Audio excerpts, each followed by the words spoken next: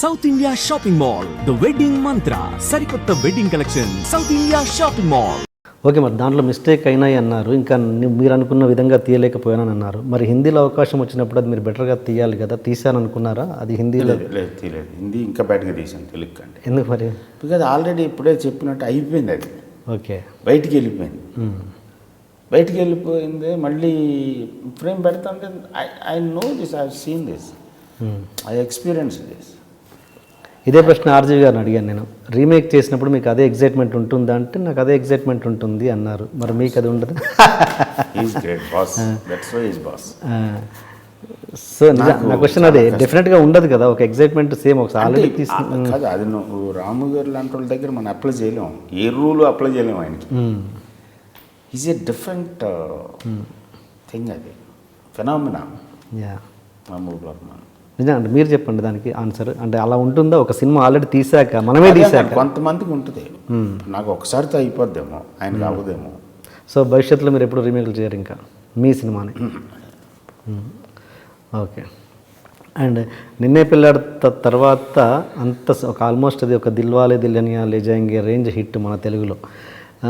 అంత commercial success అయిన తర్వాత కూడా మీరు సింధూరం అనే సినిమా తీసుకొని మీ ఓన్ బ్యానర్లో తీశారు. అది అంటే అంత రిస్క్ ఎందుకు దాన్ని క్యాష్ చేసుకోలేకపోయారు మీరు? ఎందుకు అంటే క్యాష్ చేసుకోవటం నా ఉద్దేశం కాదు కాబట్టి సింపుల్.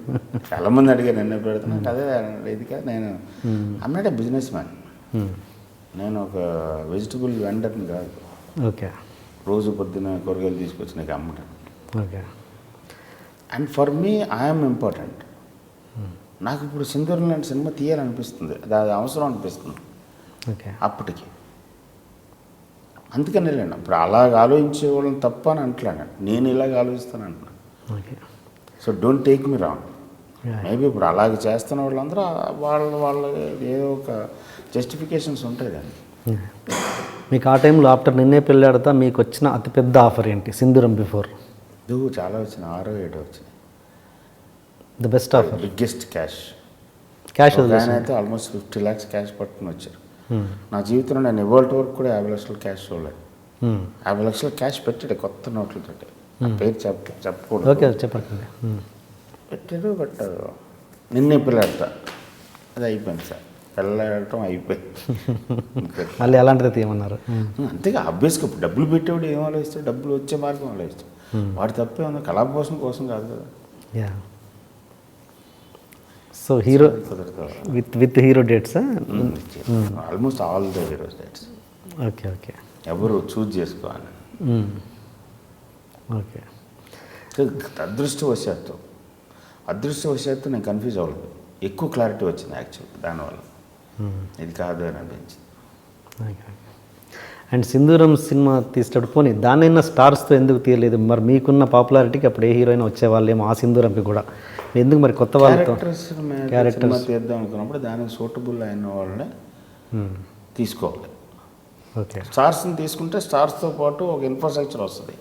ఇంట్రడక్షన్ సాంగ్ ఉండాలి, ఫైట్ ఉండాలి, ఇంటర్వల్ ఎపిసోడ్ ఉండాలి, ఈ జనాలందరికీ అర్థమయ్యే సినిమా ఉండాలి, దీని మీద ఇంత మార్కెట్ జరుగుతుంది, ఆ మార్కెట్ని సాటిస్ఫై చేయాలి.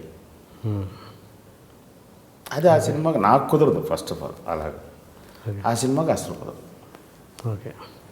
అంటే నేను అలా పని చేయలేను. అండ్ మొన్న ఇంటర్వ్యూలో బ్రహ్మాజీ గారు చెప్పారు, ఆయనతో సినిమా తీయడానికి ఒక అతి చిన్న కారణం కేవలం నేను భోజనం తినిపించినందుకు నా మీద కోట్లు పెట్టి సినిమా తీశారు అని చెప్పారు. ఎంతవరకు నిజం అది?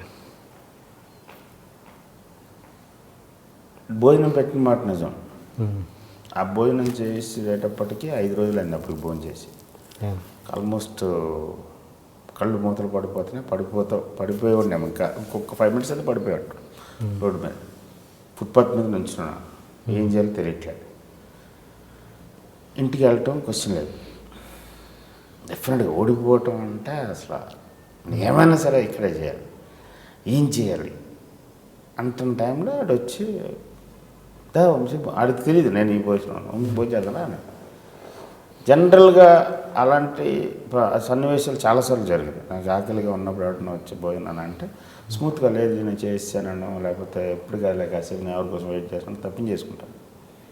నేను ఎవరికి రుణ పట్టడానికి ఇష్టపడను. నేను ఎవరి దగ్గర నుంచి ఏమి తీసుకోవడానికి ఇష్టపడను.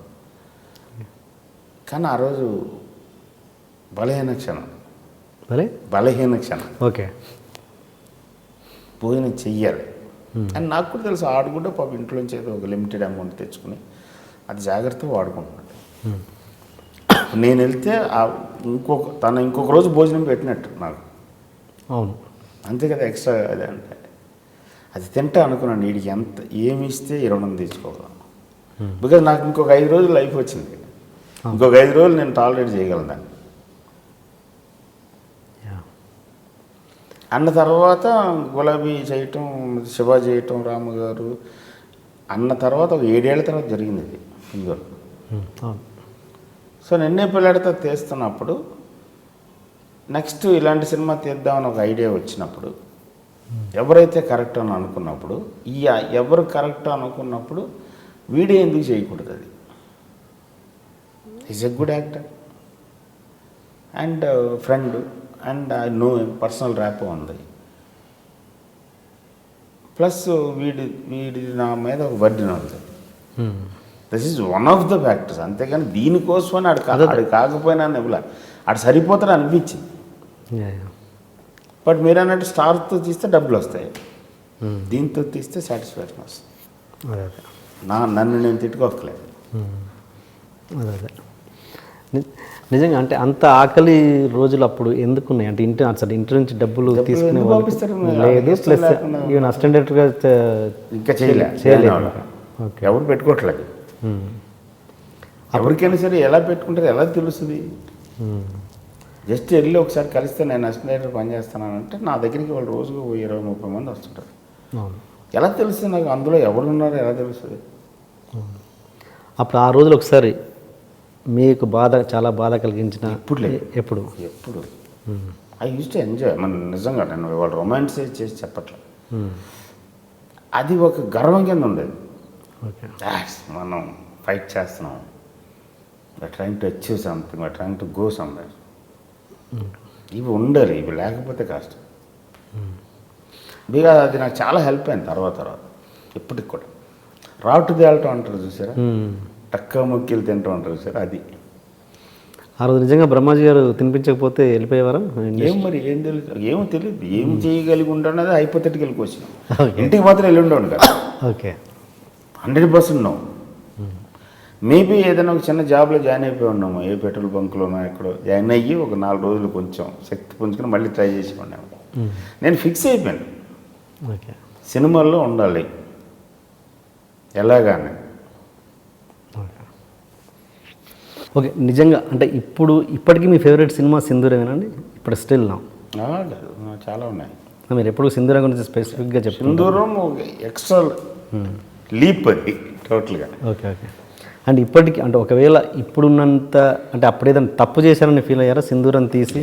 అసలు ఇప్పటికి అంటే ఇప్పుడు బెటర్గా తీసి ఉండాల్సింది అంటే ఇప్పుడున్నంత మెచ్యూరిటీ లెవెల్ అప్పుడుంటే ఆ స్టెప్ తీసుకునేవాడిని కాదని ఎప్పుడన్నా? లేదు, ఇప్పుడైతే ఇంకా ఫాస్ట్గా తీసుకుంటాను అలాంటి. Okay okay.